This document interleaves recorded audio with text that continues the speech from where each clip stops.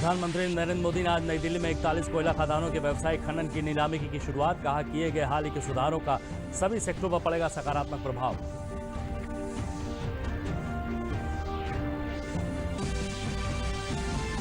वित्त मंत्री निर्मला सीतारमण ने आज नई दिल्ली में की घोषणा। 20 जून से 6 प्रदेशों के 116 जिलों में शुरू होगी गरीब रोजगार कल्याण अभियान। प्रधानमंत्री नरेंद्र मोदी खगड़िया से करेंगे इसकी शुरुआत।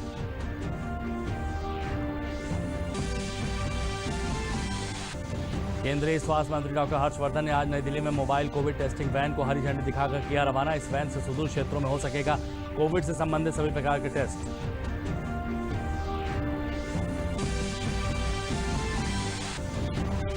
और प्रदेश के कृषि मंत्री सूर्य प्रताप शाही ने समुद्री मार्ग से ओमान के लिए लखनऊ और अमरोहा से 25 मेट्रिक टन आम का किया निर्यात।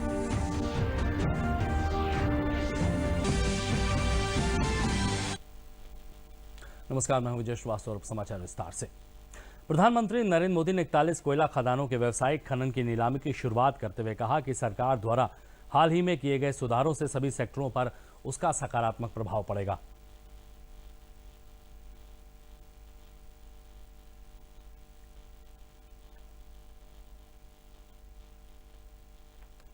कोयले से भी हो सकता है, इसका विश्वास पैदा होगा। यानी हर सेक्टर पर एक पॉजिटिव असर देखने को मिलेगा। और मैं जो फील कर रहा हूं, इसके कारण हमारे देश के गरीब इलाकों के और गरीब लोगों के सबसे ज्यादा आशीर्वाद हम सबको मिलने वाले हैं।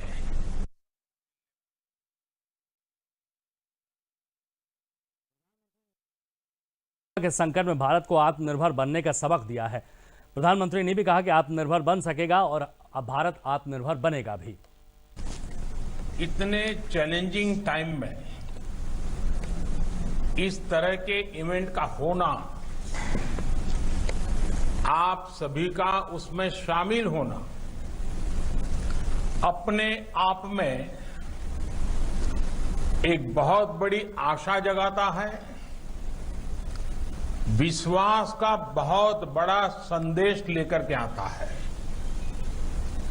भारत कोरोना से लड़ेगा भी और आगे जीतेगा भी, आगे बढ़ेगा भी। भारत इस बड़ी आपदा को आपदा समझ करके रोते बैठने के पक्ष का नहीं है। भारत आपदा कितनी ही बड़ी क्यों न हो, उसको अवसर में बदलने के लिए कृत संकल्प है। और हम सब मिलकर के आपदा को अवसर में बदलेंगे। कोरोना के इस संकट ने भारत को आत्मनिर्भर भारत,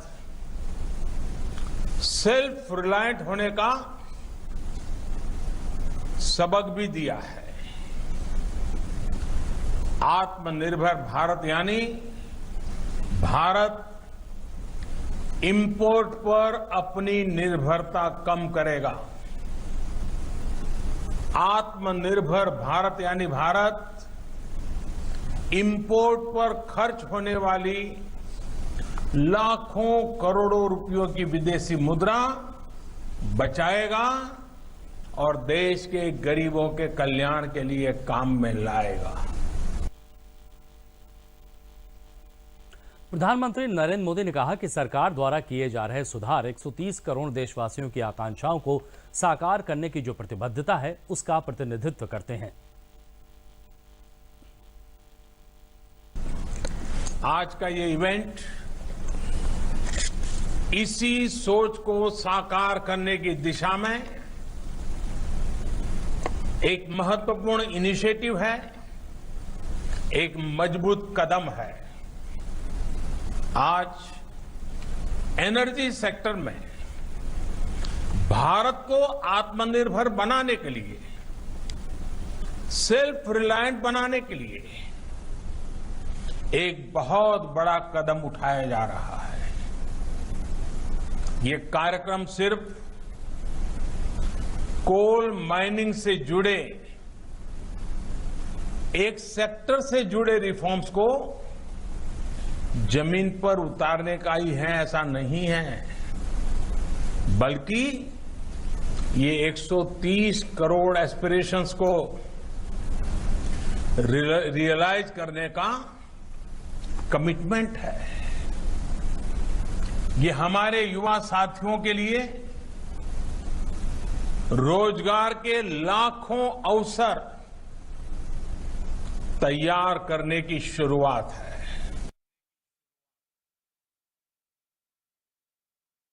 रोजगार कल्याण अभियान के मुद्दे पर प्रेस कॉन्फ्रेंस में कहा कि 116 जिलों में बड़ी संख्या में मजदूरों की वापसी हुई है। ये जिले 6 राज्यों में हैं।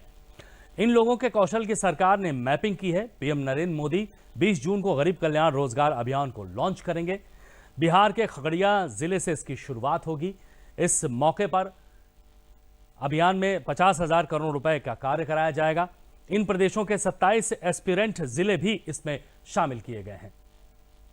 The 116 districts that we have identified have received large number of them, substantial number of them.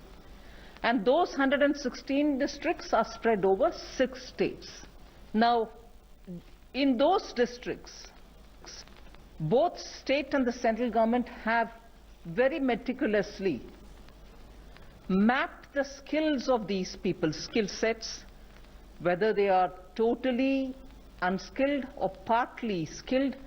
Largely those who have worked in construction and such areas in urban centers where they were, and so on. So they have reached, some mapping of their skill sets have been done.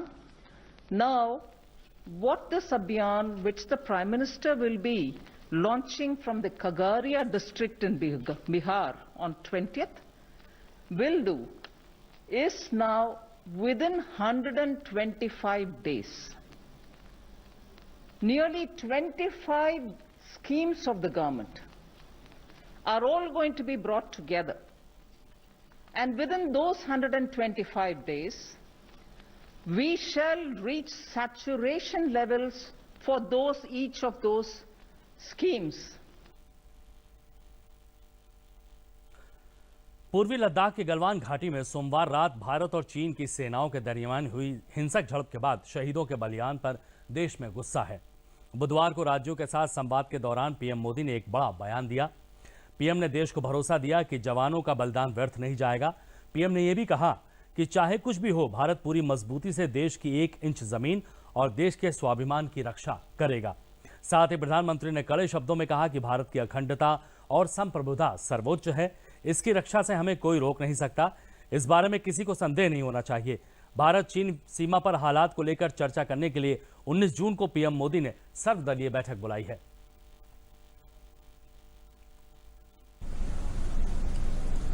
मैं देश को भरोसा दिलाना चाहता हूं, हमारे जवानों का बलिदान व्यर्थ नहीं जाएगा। हमारे लिए भारत की अखंडता और संप्रभुता सर्वोच्च है और इसकी रक्षा करने से हमें कोई भी रोक नहीं सकता। इस बारे में किसी को भी जरा भी भ्रम या संदेह नहीं होना चाहिए। पूर्वी लद्दाख में भारत और चीन की हुई हिंसक झड़प के बाद सीमा पर तनाव कम करने की कोशिशें लगातार जारी हैं। बुधवार को विदेश मंत्री एस जयशंकर और चीन के विदेश मंत्री वांग वी के बीच टेलीफोन पर बातचीत हुई। विदेश मंत्री एस जयशंकर ने गलवान घाटी में हुई हिंसक झड़प पर कड़े शब्दों में भारत का विरोध दर्ज किया। विदेश मंत्री ने कहा कि दोनों देशों के बीच तनाव कम करने के लिए लगातार बातचीत हो रही है। चीन LAC पर हमारी सीमा के भीतर एक ढांचा खड़ा करना चाहता है। ये एक विवाद का विषय है। इस पर चीनी पक्ष ने पूर्व नियोजित और योजना तरीके से कार्रवाई की है, जिसके परिणाम स्वरूप हिंसा हुई है और लोग हताहत हुए हैं। ये यथा स्थिति को नहीं बदलने के हमारे सभी समझौते के उल्लंघन को जमीनी स्तर पर बदलने के इरादे को दिखाता है।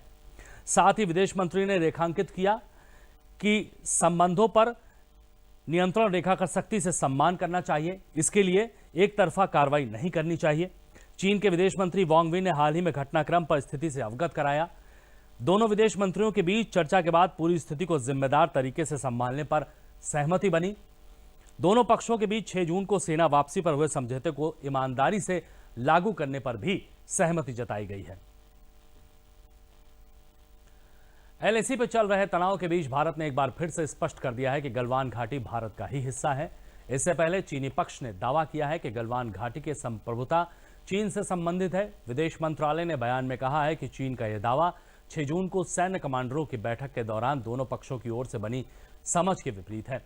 विदेश मंत्रालय के बयान में विदेश मंत्री एस जयशंकर, चीनी विदेश मंत्री वांग वी की हुई टेलीफोन की वार्ता का भी जिक्र है, जिसमें दोनों देशों ने पूरी स्थिति को एक जिम्मेदारी से संभाल जाने और 6 जून को वरिष्ठ कमांडरों के बीच बनी सहमति को ईमानदारी से लागू करने पर सहमति जताई है। केंद्रीय स्वास्थ्य मंत्री doctor Harshvardhan Singh mobile covid testing van को हरी झंडी दिखाकर आज नई दिल्ली में उन्होंने रवाना किया। इस मोबाइल टेस्टिंग वैन से सुदूर ग्रामीण क्षेत्रों में कोरोना से संबंधित सभी प्रकार की जांच की जा सकती है।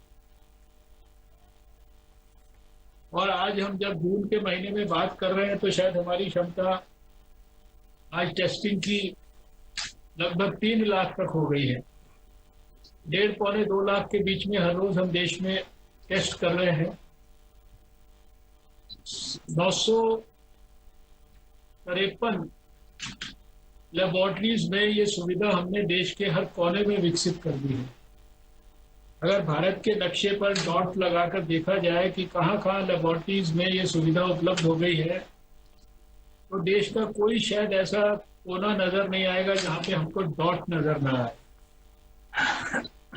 ये हमारे आईसीएमआर के और हेल्थ मिनिस्ट्री के वैज्ञानिकों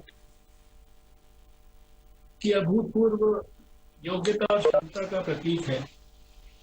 लेकिन इससे भी ज्यादा मेरे लिए खुशी की बात है कि मेरा दूसरा मंत्रालय साइंस एंड टेक्नोलॉजी, वो भी कोविड-19 के खिलाफ युद्ध में किसी से पीछे नहीं था।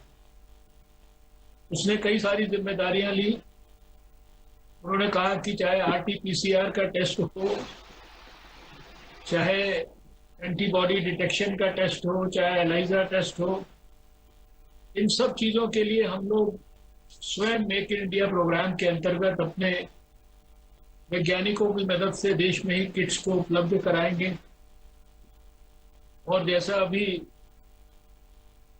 सेक्रेटरी डीबीटी ने कहा कि 5 लाख टेस्ट तक करने के लिए किट्स को भारत में ही उपलब्ध कराने की क्षमता हमने विकसित की है।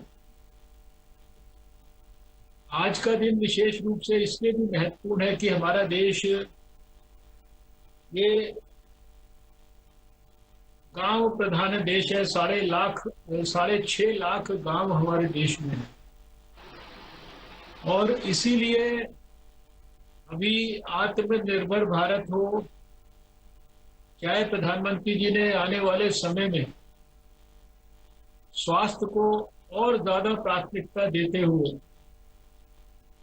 जिस प्रकार से आयुष्मान भारत जैसी महत्वाकांक्षी योजना को लागू किया था, वैसे ही सारे देश के दूर दराज के इलाकों तक लेबोरेटरीज का नेटवर्क, इन्फेक्शस डिजीजेस के अस्पतालों का नेटवर्क क्रिएट करने की योजना को आने वाले भविष्य के लिए स्वीकृति दी है।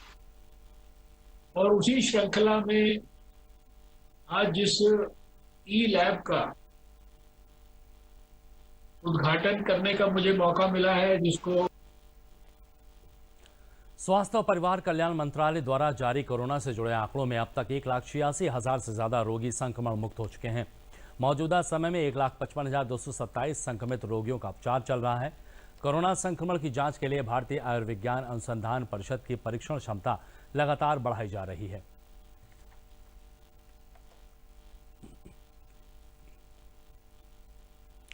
प्रमुख सचिव गृह अवनीश अवस्थी ने कहा है कि कोविड-19 से निपटने के लिए टीम 11 की बैठक में उन्होंने कहा कि कोविड के अस्पतालों के बेडों की संख्या 1.5 लाख तक पहुंचाई जाए।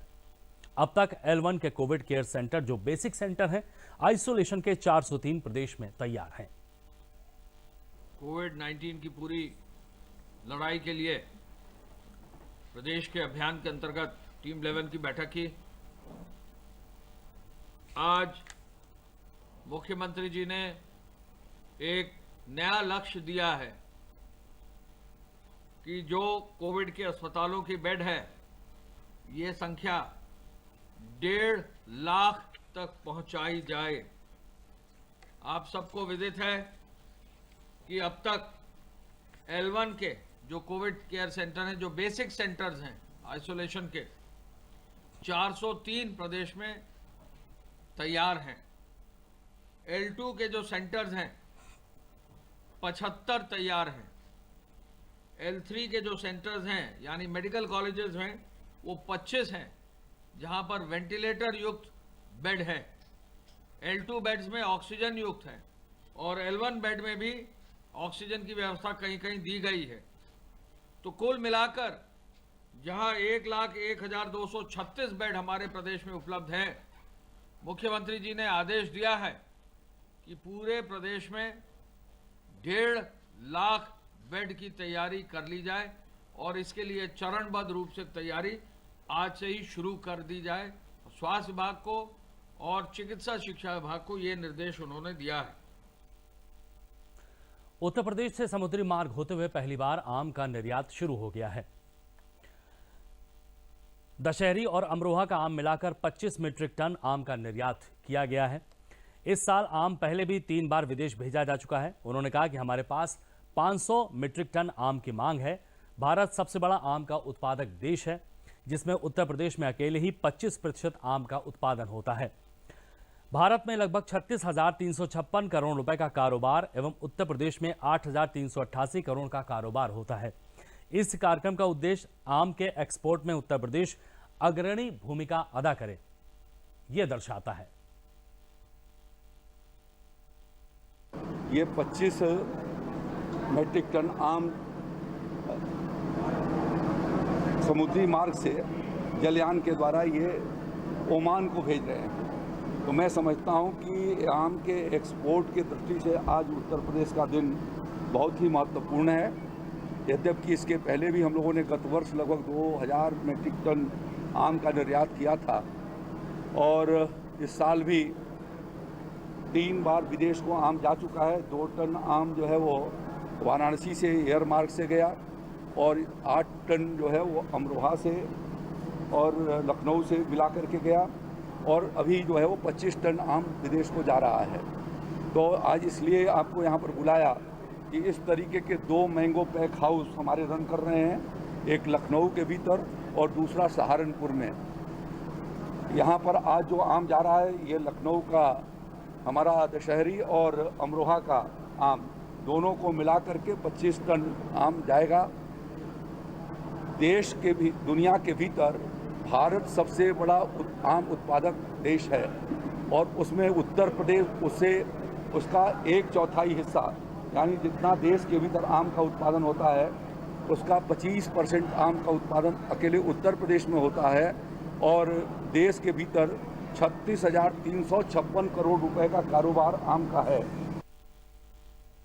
कृषि एवं उद्यान विपणन राज्य मंत्री श्रीराम चौहान ने बताया कि मुख्यमंत्री ने कृषि अधिकारियों एवं निर्यातकों के साथ बैठक कर उन्हें निर्देश दिया है कि आम का विदेश निर्यात किया जाए, जिससे भारत व उत्तर प्रदेश में विदेशी मुद्रा आए। स्थानीय खपत में ही ज़्यादा इसको लोग उपयोग करते हैं। बाहर के राज्यों में भी जाए और अधिक से अधिक आम विदेश जाए, ये माननीय मुख्यमंत्री योगी आदित्यनाथ जी की इच्छा है। और इसीलिए अभी 2-3 दिन पहले एक बैठक किया था जिसमें निर्यातक लोग भी थे, मंडी परिषद उद्यान के सभी अधिकारी लोग थे और उसमें उन्होंने निर्देश भी दिया है, आग्रह भी किया है, प्रोत्साहन राशि भी काफ़ी दिया है विदेश में जाए, जिससे कि भारत में और उत्तर प्रदेश में विदेशी मुद्रा आवे। और इस मंशा से पहले भी निर्यात होता रहा है, लेकिन इस बार और ज़्यादा निर्यात हो, ये सरकार की मंशा है। उत्तर प्रदेश कांग्रेस के अध्यक्ष अजय कुमार लल्लू ने आज प्रदेश सरकार पर जमकर हमला बोला। उन्होंने कहा कि प्रदेश सरकार डरी हुई है। उन्होंने ये भी कहा कि श्रमिक बस विवाद को घोटाला बताकर सरकार ने उन्हें कई दिनों तक जेल में बंद रखा, लेकिन वो डरे नहीं और संकल्प लिया कि वो आगे भी गरीब मजदूरों के लिए काम करते रहेंगे। कल ही अजय कुमार लल्लू को हाई कोर्ट से श्रमिक बस विवाद मामले में जमानत मिली है।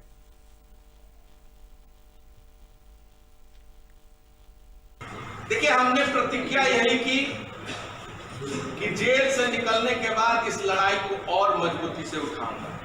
ये सरकार डरी हुई सरकार है, इसलिए बार बार कहता हूं कि लगातार जो भी इनके जुल्म ज्यादती के खिलाफ अगर पत्रकारों ने आवाज उठाई, पत्रकारों के ऊपर मुकदमा किया, अगर सामाजिक संगठनों ने आवाज उठाई, सामाजिक संगठन के लोगों के ऊपर मुकदमा किया, तमाम राजनीतिक पार्टियों के ऊपर मुकदमा लगाकर ये सरकार चाहती थी कि हम डरा देंगे, वो अजय लल्लू को नहीं डरा सकती।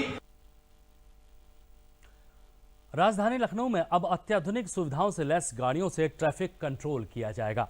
सड़कों पर ट्रैफिक नियम तोड़ने वालों पर हाईटेक रेसर पुलिसकर्मी शिकंजा कसेंगे और ट्रैफिक व्यवस्था पर निगरानी भी रखी जाएगी। आज लखनऊ में इसके लिए 9 हाईटेक बाइक को हरी झंडी दिखाकर रवाना किया गया।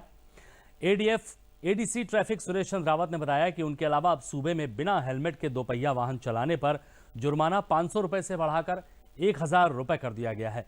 उन्होंने कहा कि ये व्यवस्था जल्द ही लागू की जाएगी, जिससे ट्रैफिक पर कंट्रोल किया जा सके। ये हमारी रेसर मोबाइल है, सुजुकी मोटरसाइकिल है, जो हमारी DCP traffic Charu Nigam ma'am के अनुरोध पर police commissioner Lucknow Shri Sujeet Pande sir ने 10 बाइक उपलब्ध कराया है।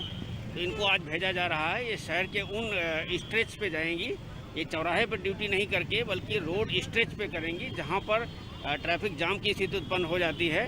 तो वहाँ पर जाके ये लोग वायलेशन उसको काम करेंगी। जो लोग वायलेशन करते हैं उनके खिलाफ कार्रवाई करेंगी और इसके साथ ही साथ वहाँ पर कोई फर्राटा भर के ना आने पाए, कोई जो हॉन्क ड्राइविंग करते हैं वो ना करने पाए, ये सुनिश्चित करेंगे, उनके खिलाफ कार्रवाई करेंगे। भारत सरकार की महत्वाकांक्षी योजना 3000 करोड़ की लागत से गंगा जल परियोजना से मथुरा क्षेत्र के लाखों परिवारों को स्वच्छ गंगा जल मिलने लगा है। इस योजना के तहत मथुरा ब्रजवासियों को गोकुल बैराज गंगा जल प्रोजेक्ट के तहत गंगा का जल बुलंदशहर की पल्ला झील से मथुरा में गोकुल बैराज में स्टोर कर पेयजल की गुणवत्ता की जांच करी जाती है। बैराज से लोगों के घरों में गंगा जल पहुंचा तो वो हर हर गंगे बोल उठे। पेयजल की गुणवत्ता भी उनको पहले से बेहतर लगी। बैराज से अब रोजाना 15 से 20 MLD गंगा जल की आपूर्ति की जाएगी, जिससे 36,000 घर लाभान्वित हो रहे हैं।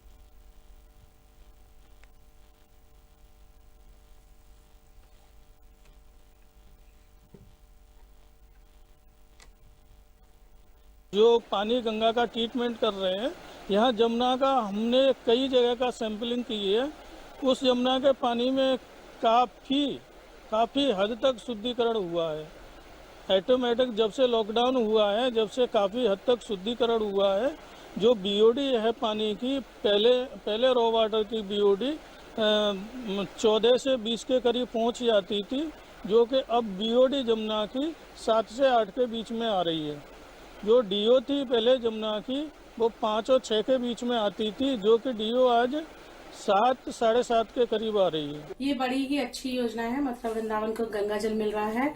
अभी तक जो पानी की सप्लाई हो रही थी वो गोकुल बैराज से होती थी, तो कभी कभी बड़ा गंदा पानी आता था, बड़ी स्मेल भी आती थी। तो बड़े ही भाग्यशाली है हम कि हमें गंगा जल मिल रहा है। ये बड़े सौभाग्य की बात है कि हमें गंगा जल दिया जा रहा है केंद्र सरकार द्वारा, और हम इसके लिए बहुत धन्यवाद व्यक्त करते हैं सरकार को और सभी लोगों को जो इस पर कार्य कर रहे हैं।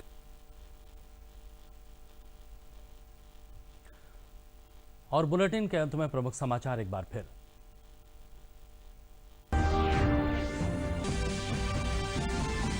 प्रधानमंत्री नरेंद्र मोदी ने आज नई दिल्ली में 41 कोयला खदानों के व्यावसायिक खनन की नीलामी की, उसकी शुरुआत की। कहा कि किए गए हाल ही के सुधारों का सभी सेक्टरों पर पड़ेगा सकारात्मक प्रभाव।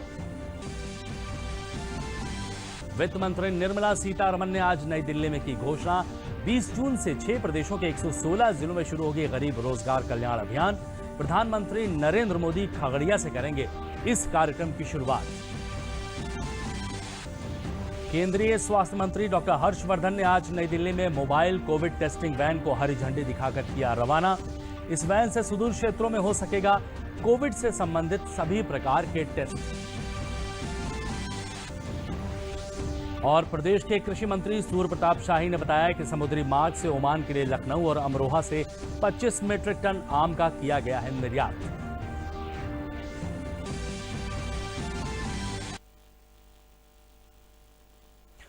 बुलेटिन में फिलहाल इतना ही, दीजिए इजाजत, नमस्कार।